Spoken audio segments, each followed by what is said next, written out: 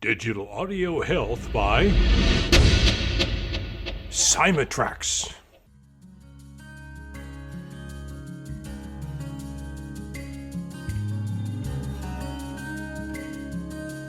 Welcome to the Rhonda Grant Show with your host, Rhonda Grant.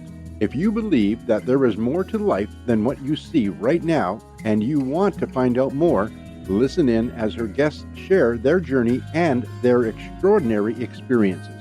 Now, here is your host, Rhonda Grant. Welcome to the Rhonda Grant Show. Sometimes the universe has a way of placing people or obstacles in your path to help guide and direct you on your mission. Listen in as we discover the path my guest has traveled. Has she been inspired by a calling, crafted her journey, or a bit of both? I invite you to embrace the conversation and to use it to help you to recognize if this is happening in your life. Welcome to the Rhonda Grant Show. Our guest today is Diane Quartly, who is a best-selling author, spiritual mindset coach, psychic medium, and energy interpreter.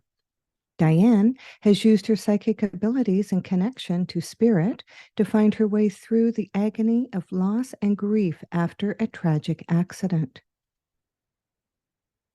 Her book, About a Blue Angel, speaks about the tragedy and how she navigated the most difficult period in her life. Hers is a story that will no doubt take you on a powerful journey and perhaps even bring you a little comfort, peace, and understanding while processing the loss of a loved one. Welcome to the Rhonda Grant Show, Diane. Hello, it's great to be here. Yes, it's wonderful to see you again.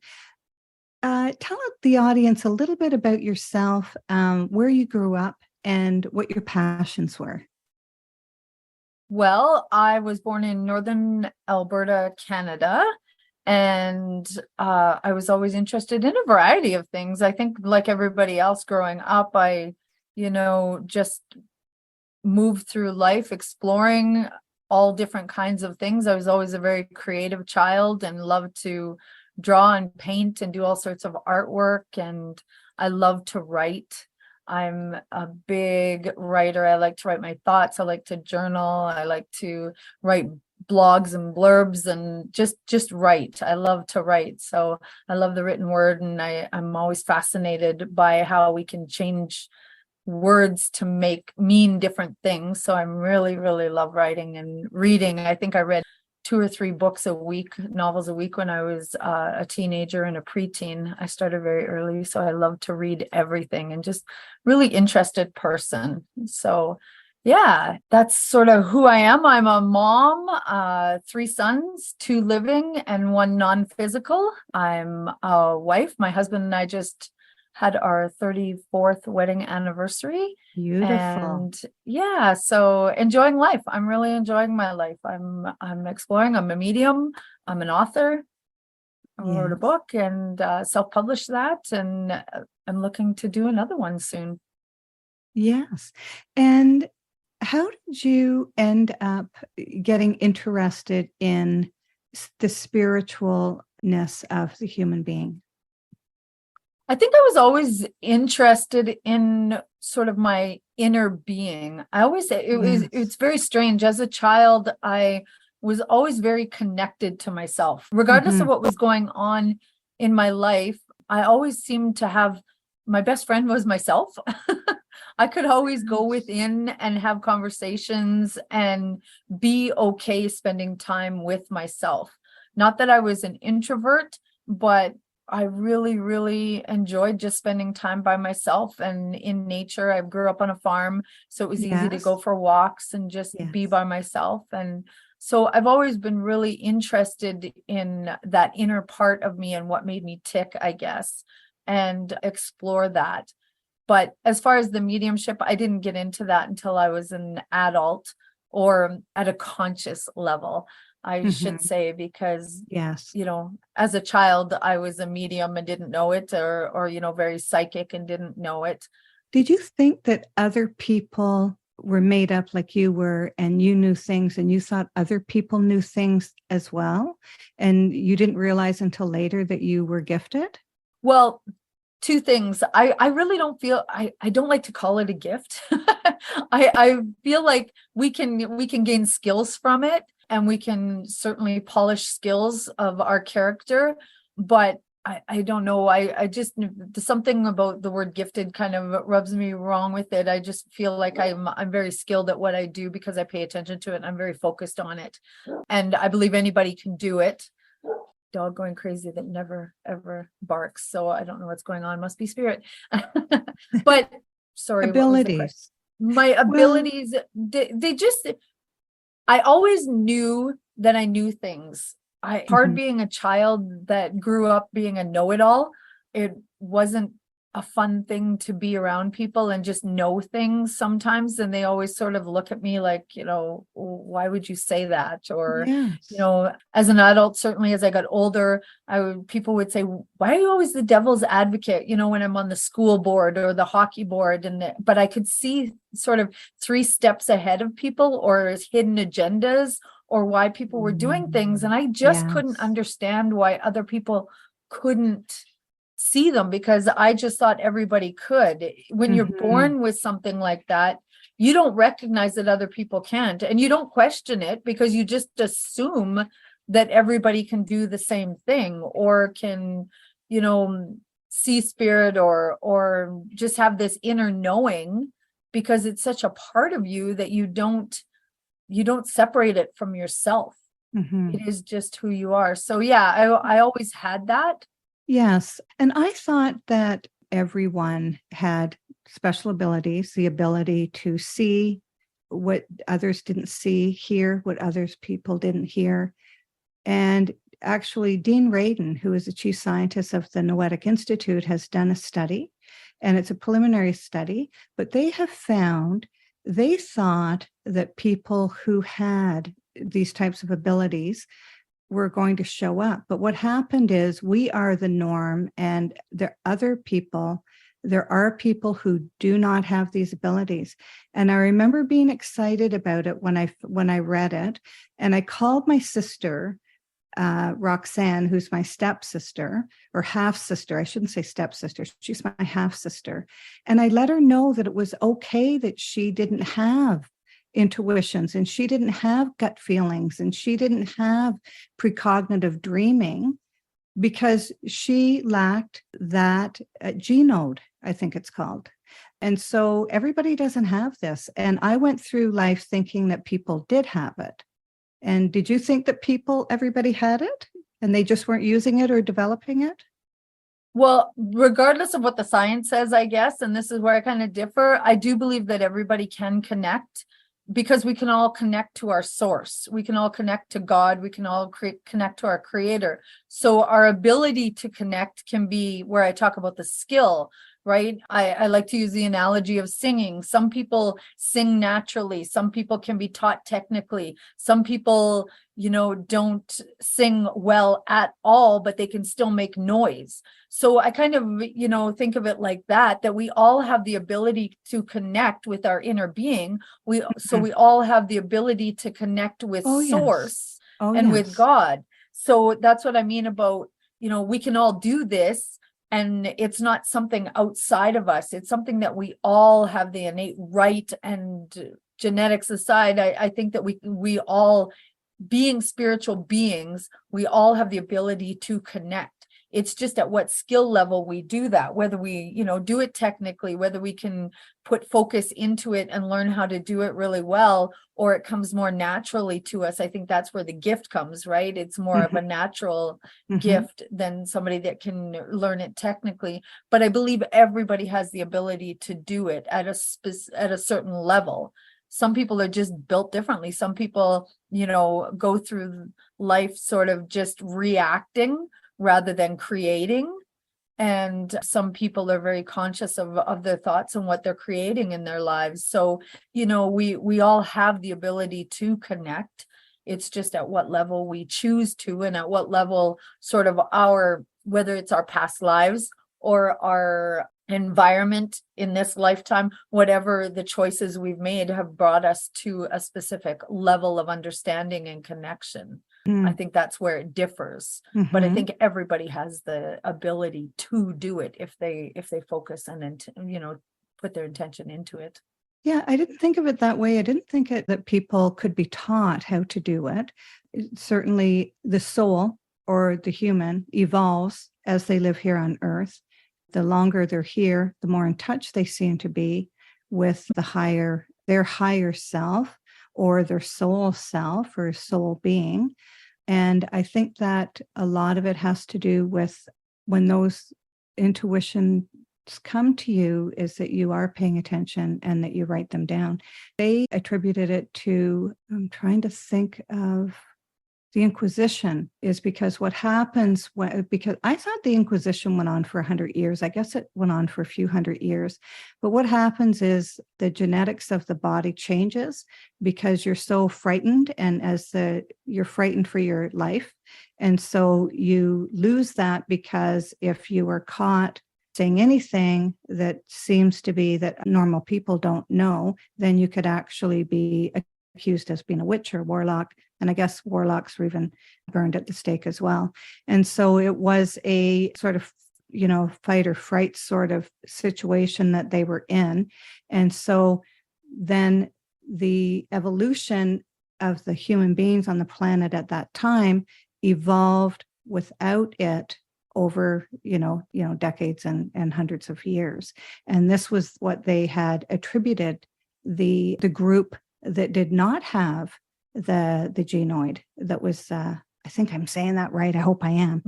But, and I believe it. And I think that, with anything, we don't know everything. And so we need to be taught, and we need to go to workshops and all sorts of things in order to expand any ability that we may have. Very interesting. And so do you work in mediumship? I do. I do several readings a week. And it's funny, when people first come to me, they want me to prove that I'm connecting, and then they want to connect with their loved ones. Usually people come when they're in trauma and want to just have a connection. The second or third time they come to me, it's more psychic, and they want to know what's going on in their lives and how they can improve, or they're just interested in sort of the energy work part of it. But certainly, I hope I do a good enough job when they come the first time that they trust the process and they trust that they can connect. And I give them some tips and tricks to, work with their people on their own so that they don't need a medium. They can actually connect and, have those conversations with their loved ones on their own. Yes. And do you find that a lot of the work that you do is people who want to connect with their loved ones? Absolutely. Absolutely. I think a lot of times the trauma or the incident or whatever they're going through that sort of puts them on the path brings them to me in the first place, and delving into the world of spirituality. And I'm certainly doing a lot more readings with men coming to see me, and it's so interesting because they're so open and they're curious and they just want to know. It's almost like they're giving themselves permission. I think anybody that comes to me, it's like they're giving themselves permission to open up the conversation and really start to learn and delve into what they actually believe. Because of whether they've been indoctrinated into a specific religion, there's certainly those people that are, because of their environment, have certain beliefs. And then there's other people. I always talk about my parents. I was born into the perfect family because I didn't have any sort of religious indoctrination. Certainly, through school, we had the Christmas pageant, and, I heard about Mary and Joseph and, that kind of thing in school, which I think was really important, just in the fact that it gave kids, especially, a sense that, there is this other part of me, right? We didn't just leave them hanging like we do now, because there's no religion allowed in school or anything. So kids are left hanging. They have this, we're taking care of their mind, we're taking care of their physical body, but spiritually we're just, we better not talk about that. And all these kids, at least, like I said, it may not have been whether it was a Christian religion or what it was. I had an idea that, there's this other piece of me that can connect outside of the physical and my thinking brain. And I think we've lost that a little bit. So I think that's why people are really reaching for a spiritual path, because they're going, there is something else here, and kids especially know that there's something else within them that's trying to express it themselves. But if you don't give them sort of a platform or even tell them anything about it, then they just don't know what it is. They can't, we're human. We like to put labels on things. We like to, understand and put them into a category. So if we have kids that are being raised without any kind of thought or discussion about spirituality, we leave them hanging. And I think that's a shame. We need more people to stand up and talk about it. Yes, and I guess that then it goes into the family unit, and it depends on the conscious level of the parents. And if parents, because, and you probably did too, is because you are anchored in these abilities. I looked for if my children were, and both my children are, and also my husband. Like I'll say, I was thinking, that we should go to dinner tonight or something. He goes, I was just thinking that like a few minutes ago. So did I pick up on his thoughts? Did he pick up on my pre-thoughts? And I've also heard that husband and wife can actually dream the same dream or be in each other's dreams while they sleep at night. I've also heard that. I've had a lady on the show that has happened to her. And I think that if we learn more, and of course, we're going into the age of Aquarius, and which is the evolution, there's a whole shift in human consciousness. And I think that people are still waking up and they're still, figuring out, and is it okay? Because, right before I published my book, I was really nervous because I talked about the special abilities in my book. And I almost went under a pen name because I wasn't sure that I wanted people to know, because of I can't read minds. Yes, my husband's, but sometimes because we just, because we live in the same household, we work together as well. But because people want sovereignty, right, over themselves. Yeah. And so I almost went under a pen name and I didn't, which I'm really glad I did. And people embraced it. People were hungry because they found themselves in my book, because I talked about these different things. So these types of books, and there are many of them, help people believe that this is okay, Yeah. Because not everybody has them even looking to even develop them. They're just happy the way they are. They're concrete, and they just don't want to know anything more than what they know right now. You have a book, Diane. And what is the name of your book that you have published? So a self-published book, it's a memoir, and it's called About a Blue Angel. And it's the story of my son's journey from life to the afterlife, and my journey sort of in stepping into mediumship after his death. So yeah, I would love for people to read it and let me know what they think about it. It starts out telling Travis, as my son, his story. Yes. And then it's sort of after his death, sort of my journey. And then at the end of the book, I do channel some conversations with him. So you get kind of a little bit of everything in the book. It's a quick read, but you do get quite a bit in the book. So it's a good book for somebody who is grieving the death of someone, to even to open up that conversation, like we talked about, having conversations about it and just sort of exploring their own beliefs when it comes to spirituality and death and grief. And that is a real challenge, isn't it? It is something you had talked about before, about, your connection with your husband and everything. I like to think of things in really simple terms, and I think we're all energy, we're all vibration. So it makes sense that if your environment, if you're very closely connected with your loved one, there's some people that are husband and wives or partners that live very different lives. So they're, they sort of come in and out of each other's vibrational energy and frequency. But people that, work together. I know my husband and I, we have several businesses, but we work very closely together. We're together all day, every day, or quite a bit every day. So we're very much in each other's frequencies. So Yes. it only makes sense then that we would pick up on and, dream together and have the same thoughts and sort of, because our environment is so closely connected, we're in that frequency. So it's like we're listening to the same song, and sometimes you sing the lyrics together. Yeah. It's kind of like that. You're both listening to the same song, you're listening to the same station, and every once in a while you come together and you can sing the song together, and you can, say the lyrics together because you're so closely connected. So I like to think of it that way.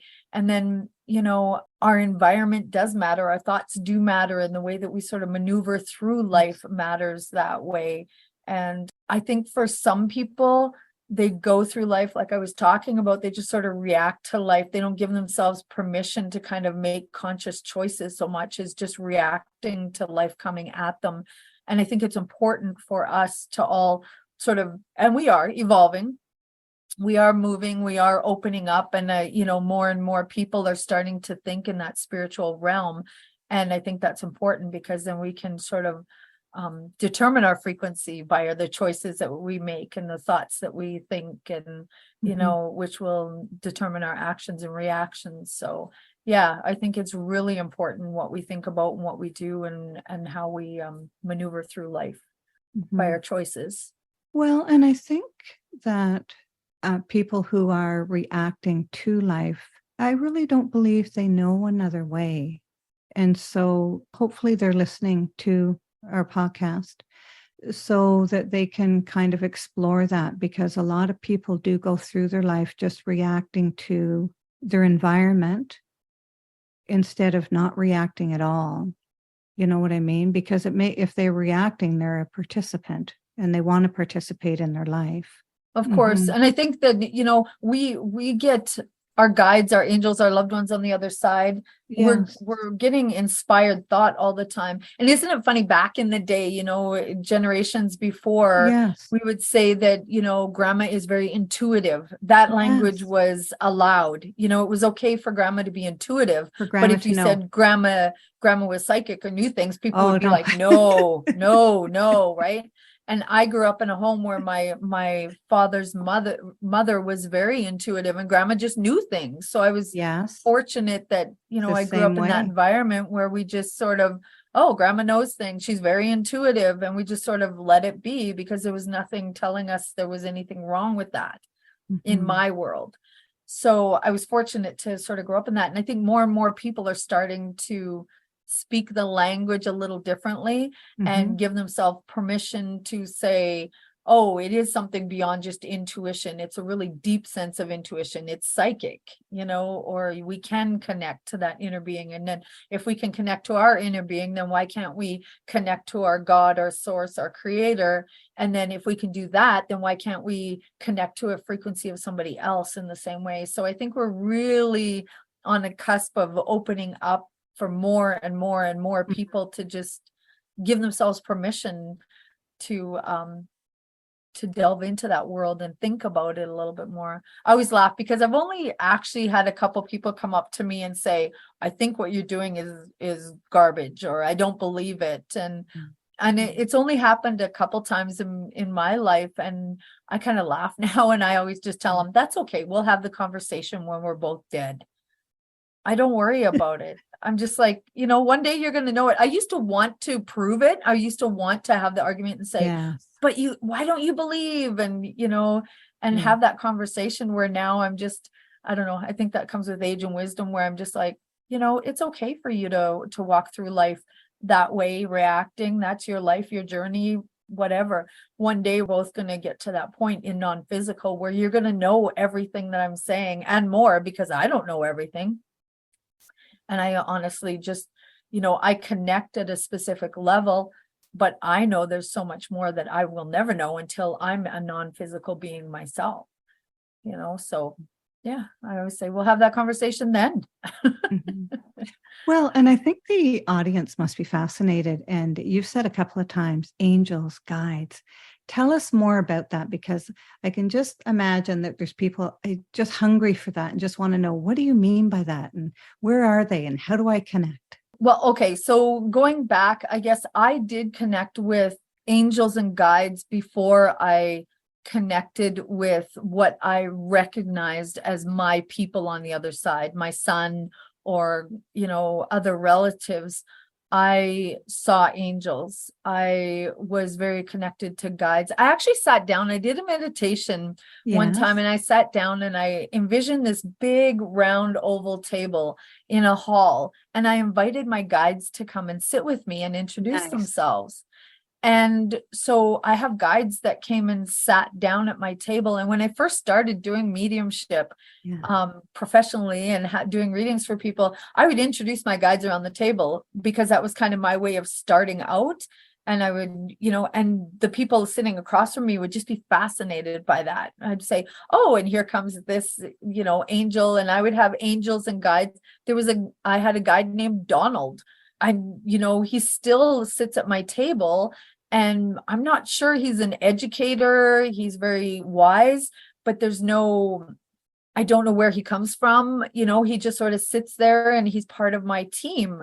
And I don't know much else about him. And then I have, Archangel Michael, Archangel Ariel, and I see them differently. Archangel Gabriel sometimes would come to me as a male energy and sometimes as a female energy. So I would switch that and be Gabriel or Gabrielle how I would speak it. Yeah. And they would come to me differently depending on how they came into the reading.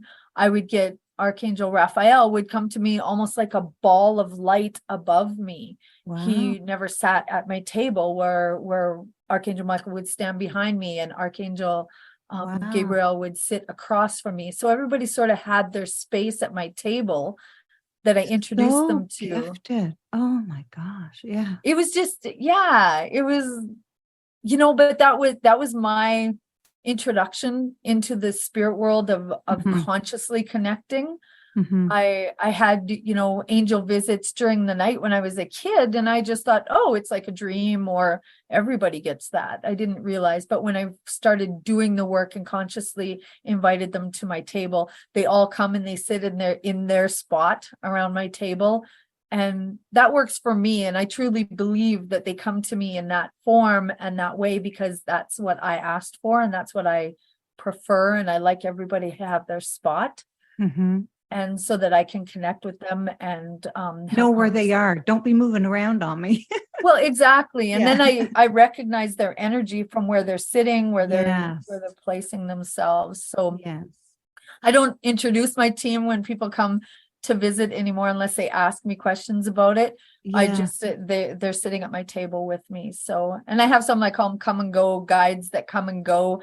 They always stand to the left of me, and they come and go as I kind of need them.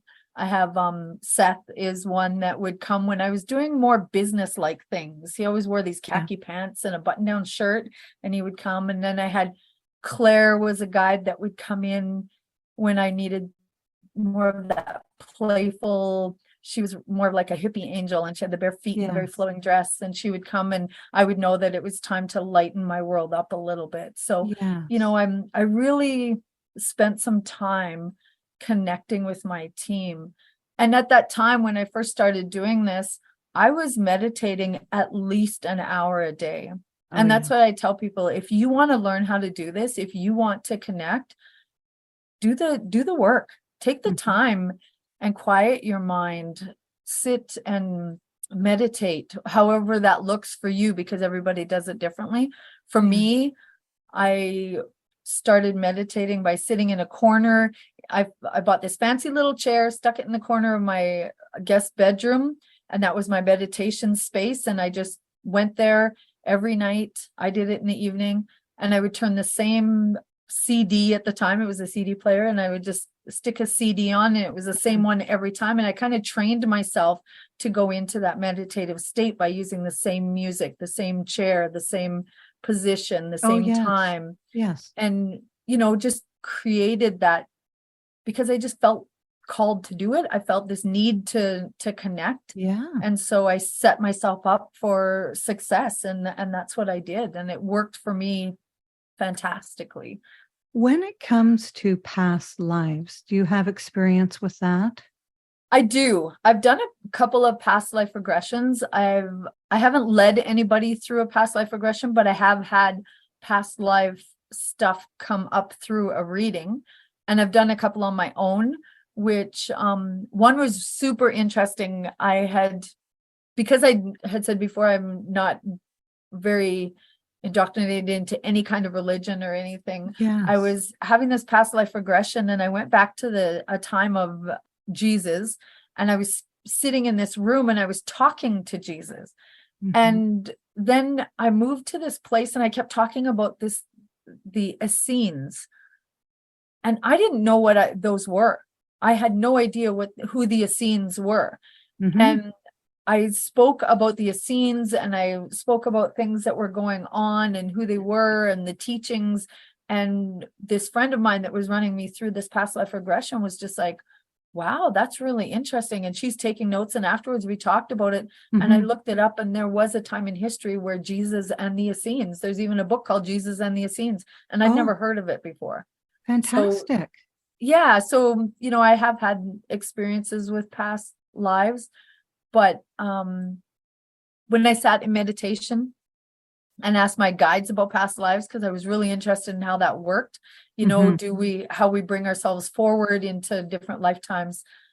And not that I have it totally figured out, but I truly believe that we come through different lifetimes, and we bring with us, of course, the skills and different things that are sort of we can bring through consciously with us from lifetime to lifetime. But I think it's more that we connect with source energy. So we connect through source, depending on what our vibration and our frequency is at the time.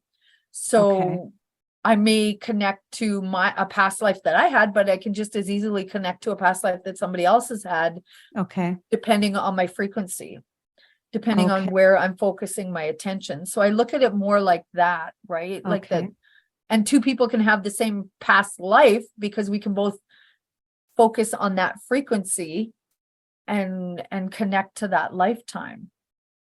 So I believe we have the ability to do that, or I believe that, consciously we can do that. We can tune our station to whatever frequency we choose to. So whether it's a past life that I actually lived as a human, or I'm just connecting to somebody else's past life, I think we have the ability to kind of focus into either. I get it. I get it. Yeah. Yes. So sometimes we think it's our past life, but really we're just tuning into, just like myself as a medium. If somebody comes to see me, I'm connecting to their loved ones. I may not have even known their loved ones, but I'm connecting to their frequency, and I'm not doing it direct to them. I'm doing it through source energy, through, creator God. I'm connecting with them through my frequency, through creator, not directly to the person. So I can do that to a past life just as easily. Why do you think that we come back here to Earth? To expand, to grow, to evolve, to expand consciousness, expand source, because energy we know doesn't die. It can change, but it doesn't die. It doesn't quit. It doesn't end. So I believe that source, and I like to think of it in form of source energy, because to me it's always expanding and always evolving. And by coming into human lifetime, focusing our attention into a human lifetime, we're expanding source, we're expanding consciousness, we're expanding the evolution of this source energy that keeps growing and evolving. And it's through our messy human lives that we do that, right? It's like, it's hard to stand in a room of light and see anything if it's just all light. You have to have shadow, you have to have depth, you have to have darkness to show the depth of things. So, and to create different thought patterns and to evolve, life has to get messy. So I think that's why we come into human existence, to evolve, to mess things up, to have new thoughts and create new things that will then in turn expand consciousness and expand source energy, which is always building on itself and evolving. Mhm. I hope that made sense. Yeah, it certainly does. And, I was just, as we talked before the show, I interviewed Dr. Etta D. Jackson yesterday. And she says that the soul for your journey here, for your evolutionary journey, your soul will nudge you, or spirit will nudge you into your next step. And if you don't listen, you're going to get a bigger nudge and a bigger nudge and, a really big nudge. And what it is, it's moving the human consciousness, and specifically some people more than others forward. Our teachers like yourself, our people who are helping other people. Those are the people that are being sort of guided and asked to do more and to teach more and to share. And I mean, that's what podcasting is about. I mean, the information age is at lightning speed at this point, because all the podcasters in the world that are having conversations with people like you all over the world, and the listening audience are listening, and they are starting to wake up a little bit and a little bit at a time. Do you agree with that?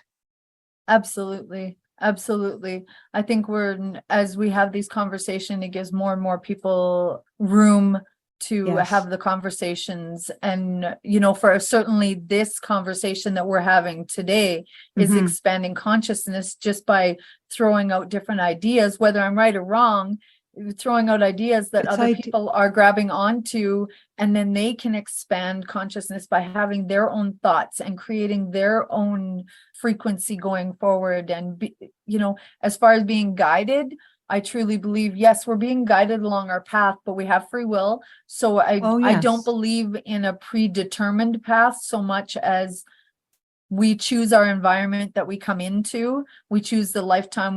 We choose the time, the environment, the people that we surround ourselves with. So our environment, what parents we come into, we choose that, knowing full well that when we get here, that we have free will. So from there, we're plugging in our own GPS coordinates.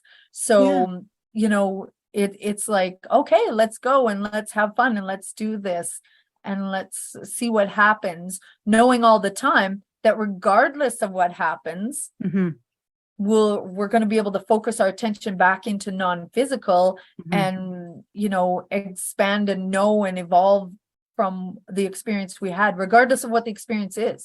Because I think we know when we come into it that it's not going to be all love and light. We wouldn't come into a physical body.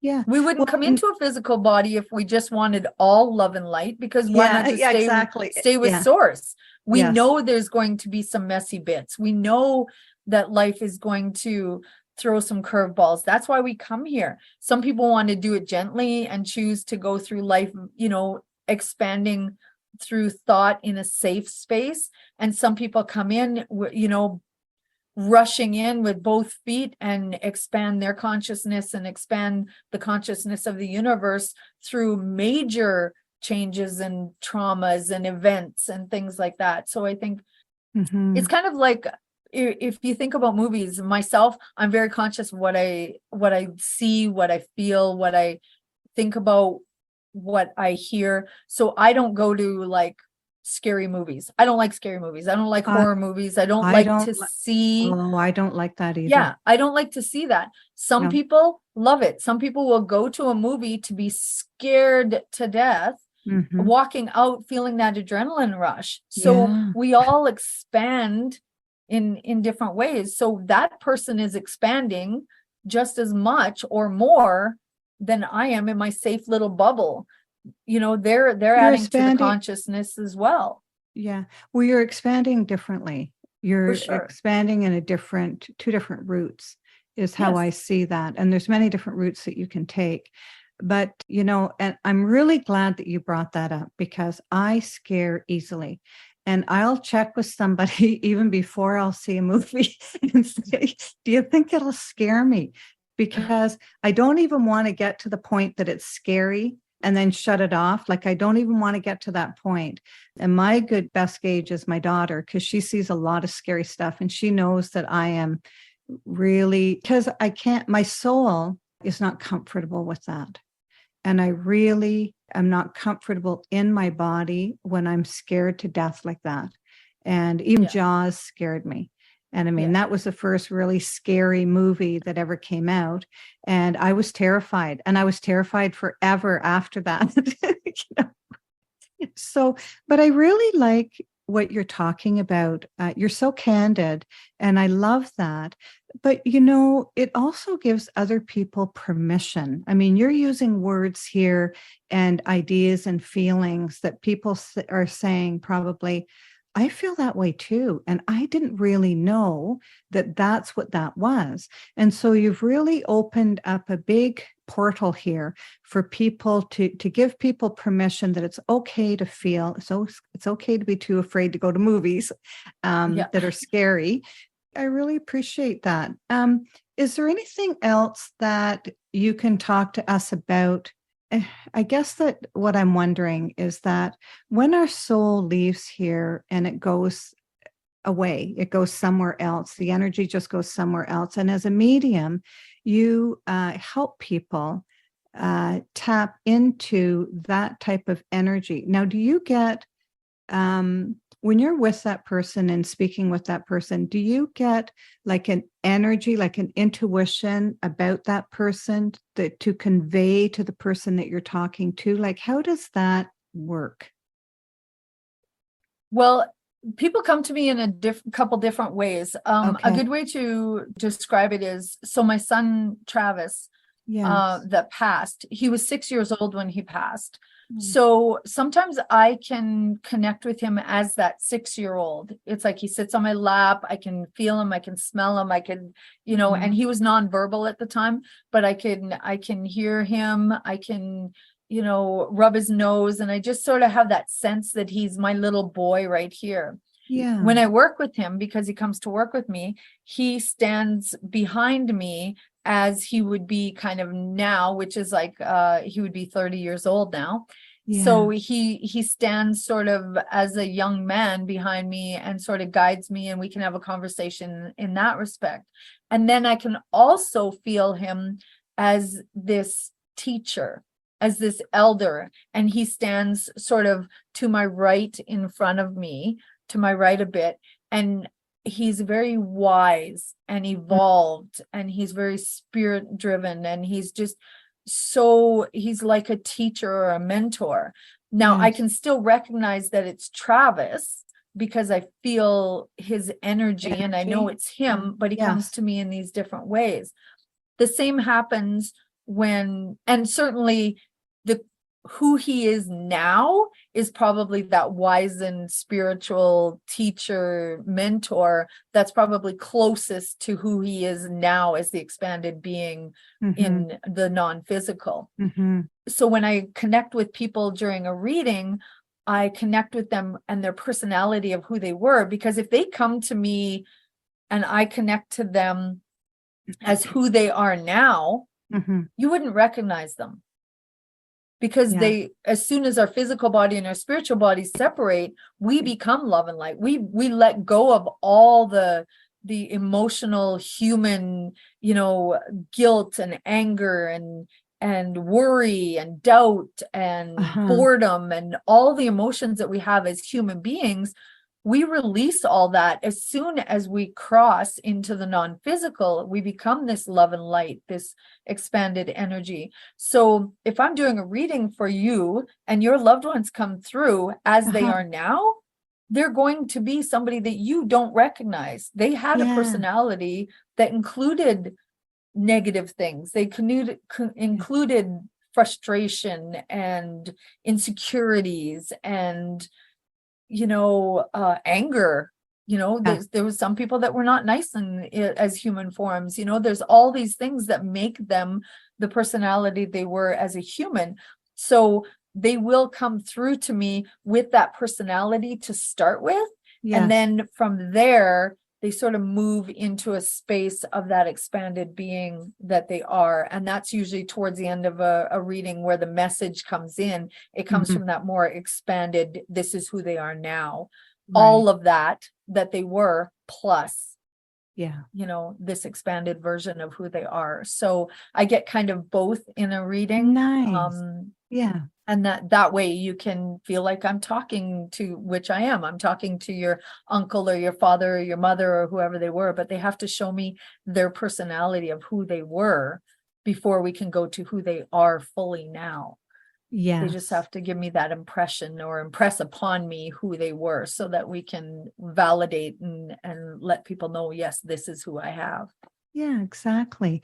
You're listening to the Rhonda Grant Show right now, whose podcast has been treated with digital audio health by my sponsor, Simatrax. And today I am speaking with Diane Quarterly. Diane, can you let the people know where they may reach you if they want to? Do you have a website, how they may purchase your book? So my book is on Amazon, About a Blue Angel. Mhm. And the easiest way to get a hold of me, I am on Facebook, Instagram, LinkedIn, but it's just all under my name. So Diane Quartly, Quartly, and Diane with one N. So yeah, my website, dianequartly.com. Easiest way. Nice. Yes, very nice. Diane Quartly. I said your last name incorrectly, didn't I? Well, now I know Most your people last name. do. Most people say quarterly, and that's okay. Yeah. But yeah. No, it's good to know because it's the spelling that's important and they have to be able Yeah. to reach you. So thank you for clarifying that. I really appreciate it. Yeah, Do no you problem. feel that you've been called to your journey, crafted it, or a bit of both? A bit of both. I think we're all called along on our journey. I think we are all called forward by guides and angels. I think we're all called to always move forward. So we're always called forward by source energy to expand and evolve. So yes, I believe that I was called forward. My personality, who I am, what I'm interested in, has all inspired me along this path to the mediumship. Certainly the events that have happened in my life and have sort of pushed me in that direction a little bit, but I think that's true for everybody. The events and the incidents and the traumas and the just life unfolding happening is sort of what directs us on our path or inspires us forward on our path in whatever direction we choose to take. But I believe that it's our choice, right? I could have ignored the calling. I could have ignored all the inspiration to move forward on my path in this direction. Certainly there's time, when you have conversations that I can go one way or another and I choose and no way's wrong. So yeah, I believe that we're all sort of called forward and I'm loving the way I'm being called. Yeah. And it takes courage to step into the calling.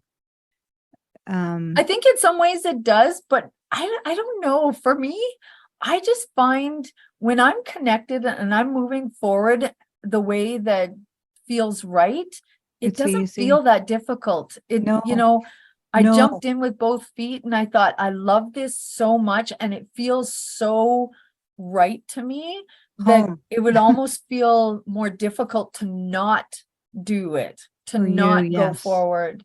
And I was fortunate when my son did pass that I was in the room when his soul left his body. And I thank God for that gift of being able to see him leave his physical body and have that experience in the room when it happened.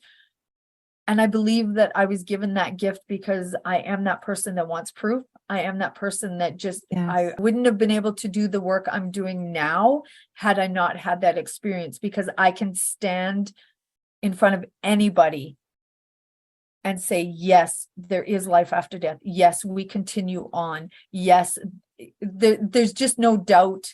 And I never have to think about it in any other way than this absolutely is a truth. We do continue on. And it was because of that experience that I'm able to do that. And I think that's why it's easy for me to stand and say, I don't care what you think. I know this to be true. I know that we continue on. I know that our spirit. Well, you're convicted because of your experience. I am. Yeah. There's just no question to me. So it's easy for me to stand in the power of that and move forward with that and say to people, you know, Yeah. this absolutely, we do absolutely continue on, just in a different form, a different vibration, a different frequency, and we can connect with them. I did, and I'm nobody special. I connected with my son in that room. I got to say goodbye to him at that moment. It was horrible and it was wonderful all at the same time. Mhm. But I did it, and I believe everybody can. Yeah. Beautiful. Thank you so much for sharing that with us. What extraordinary discovery have you found in your life? Well, I think that would be it, probably. The discovery that what I knew to be true or felt to be true, through my life as a young child and growing as a teenager, certainly through those teenage years of self-discovery and just becoming the person that I am, but becoming an adult and sitting in that room that day and knowing without a doubt and with 100% certainty that we do move into a non-physical life that continues on, and that we, don't just end, we don't just stop, we do continue, and that we are still involved with our human people. Travis, my son, is still involved with us. He's not missing anything. I miss seeing No. him see things, but he's not missing anything. He's still He's very not much missing. involved. Yeah. I Mhm. really feel that you've given our audience a lot of hope today, because people in everybody's life, they've lost a loved one. They're about to lose a loved one. And I think that, listening to our podcast, they're going to find comfort in the things that you've talked about today. You've shared yourself at a fantastic level, so that it will resonate with the audience. So I really appreciate that. And I thank you so much for being on the show. It's been delightful. Well, thank you so much. And thank you for continuing to have the conversations that I think are so very important, so that we can just speak our truth and throw out ideas and, bounce it off of other people and see what people, and just give people permission to think about. Yes. And also that you can connect with others who have the same gifts that you do. I know you don't like that word, or the same abilities that you do, or I'll take it. anchored in the energies that you are. And because we search in our life for people who are like us, so that we can share ourselves with each other and then grow beyond that as well. And so you've gifted the ones who are going to reach out to you because they want to know more, or they're on the same path, the same journey, and will buy your book. And I just love it. Your work is so far outreaching. We don't know the energy that it's going to take wings and help many, many people. And I appreciate you for that. Well, I appreciate you. Thank you so much for having me on. You're welcome. My pleasure. Theme song for the Rhonda Grant Show is Sun on the Water, composed and performed by my friend John Park Wheeler. This is Rhonda Grant with the Rhonda Grant Show, author of Magical Forces Within, Extraordinary Discoveries in an Ordinary Life, inviting you to look for the magical forces within yourself today and every day. Thanks for tuning in to the Rhonda Grant Show with your host, Rhonda Grant. If you would like to find out more information about Rhonda and her upcoming guests and the work that she does, go to her website, rhondagrantauthor.com. That's rhondagrantauthor.com. Digital Audio Health by Cymatrax.